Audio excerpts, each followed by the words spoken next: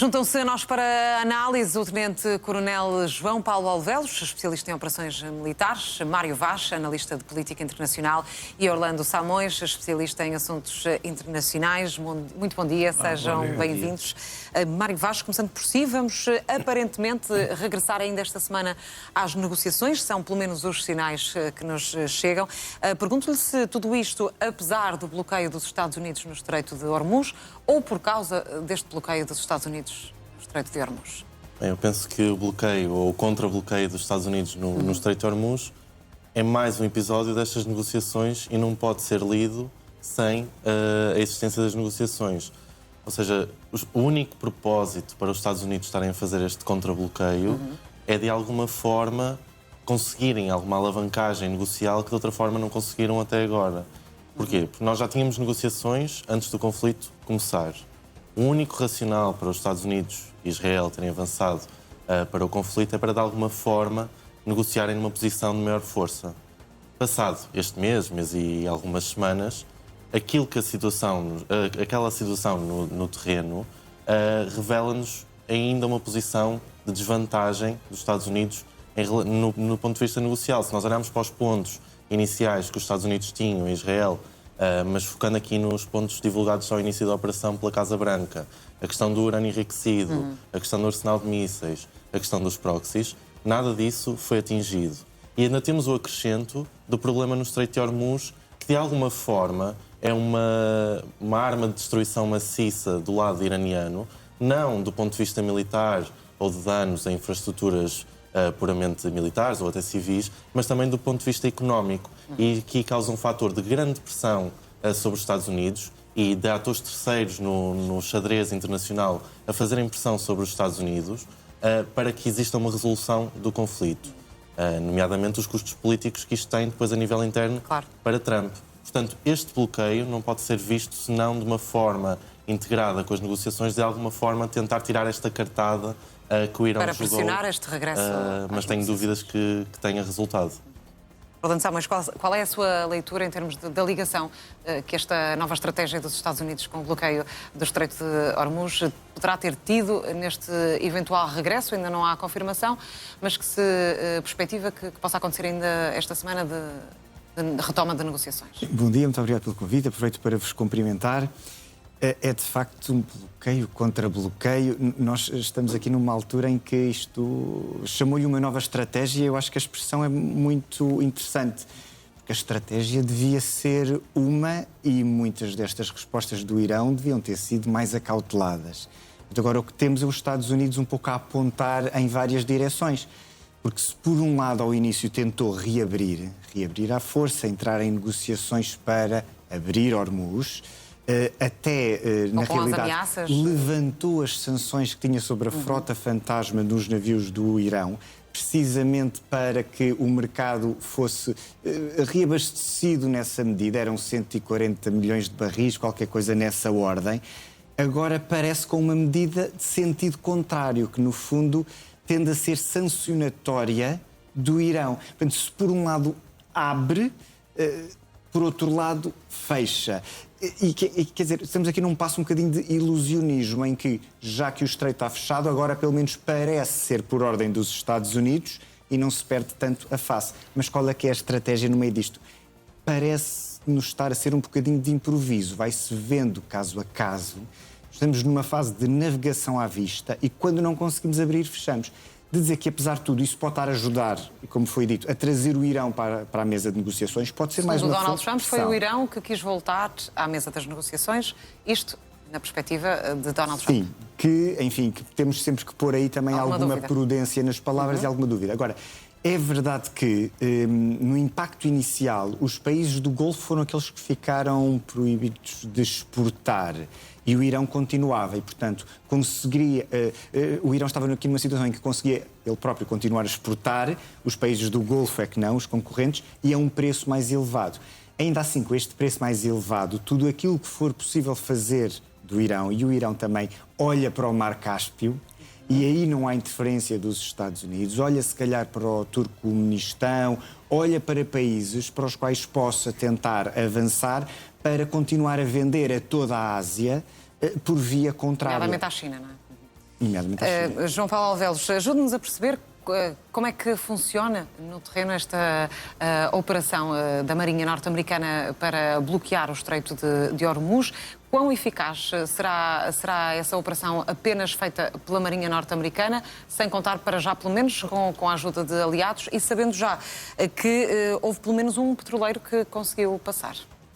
Ora bem, não há um bloqueio, digamos assim, total ao Estreito de Hormuz. Há, sim, um bloqueio aos portos iranianos, que é diferente. E a própria Marinha norte-americana criou um corredor ao longo do Estreito de Hormuz para, digamos assim, para os navios que forem aprovados essa passagem. E, portanto, os que passaram foram com autorização, à partida? Neste momento há dois corredores. Há um corredor protegido pelo Irão e outro corredor protegido pelos Estados Unidos. Mas, neste caso, há, desde ontem às 10 horas, um bloqueio aos portos iranianos. E aí é que poderá-se, digamos, centrar alguma tensão sobre o modo de forçar a passagem. É bom que nós... há muita gente que não tem esta visão. O Estreito de Hormuz, o seu ponto mais curto, é 33 quilómetros. E não há, digamos, aquilo que nós... É um espaço onde os navios têm que passar muito devagarinho. Mas há aqui uma situação. Não há, digamos assim, o designado alto mar, águas internacionais. Não existe naquele ponto. Mas há um direito que sobrepõe-se, que é o direito de trânsito, em que qualquer embarcação pode passar, desde que seja em velocidade superior à normal, sem paragens. E isso é um direito que qualquer navio possui. Não depende de qualquer autoridade, muito menos dos Estados Unidos e muito menos do próprio Irão. Portanto, neste caso, Oman tem o mesmo direito que o Irão possui para bloquear e, no entanto, não exerce esse direito. Portanto, tem a mesma metade daquele estreito que o Irão tem. E, portanto, aqui há neste momento, uma medição de forças, um braço de ferro, para saber quem é que controla ou tem melhor e maior controle sobre o Estreito de Hormuz. E há um risco, não é? Porque os navios, nomeadamente da China, que são aprovados pelo Irão,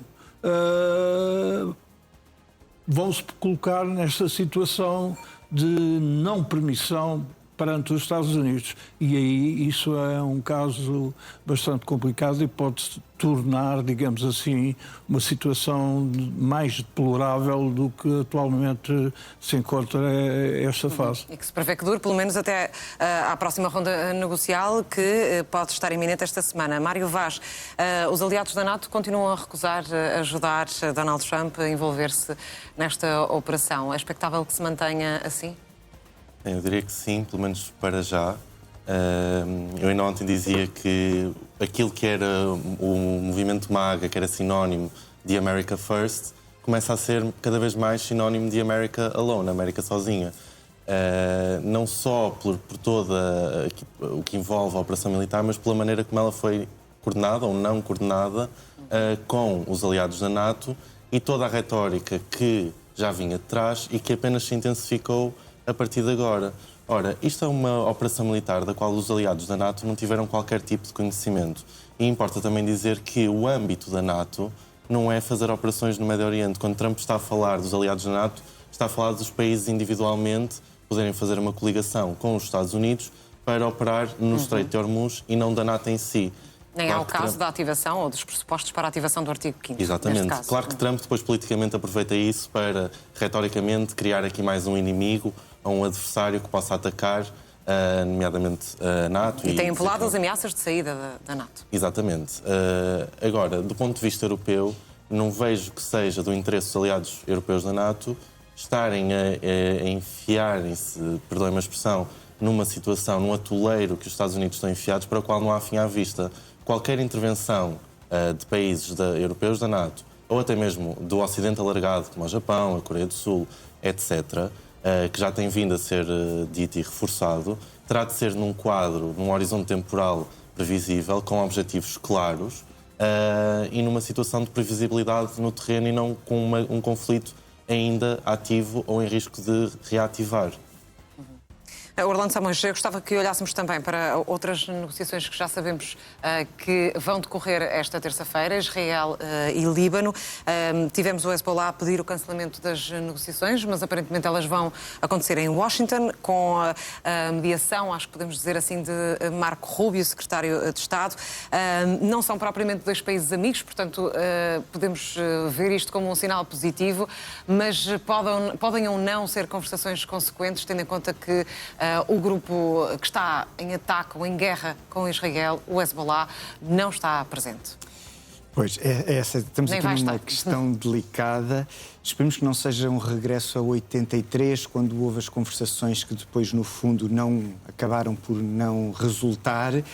Não são países amigos, mas podemos dizer que são países que têm tudo para ser amigos, cooperantes e até com um inimigo comum, que é o Hezbollah, mas que o Hezbollah, como sabemos, tem uma presença no Estado do Líbano, influência, se calhar influência nas forças armadas regulares, uma parte no governo, no fundo, uma boa parte do Parlamento, que faz com que eles consigam muitas vezes inibir o Líbano de se tornar um Estado uno e com força e com uma futura prosperidade. Por isso é que aparece neste momento aflito o líder do Hezbollah a tentar, no fundo, quebrar aquilo que poderia ser... E reparem que ainda é um nível dos embaixadores, claro, mas são conversações importantíssimas. Porque... Orlando, só mas vou ter de interromper, vamos fazer apenas um curto intervalo e já regressamos com mais análise nesta edição.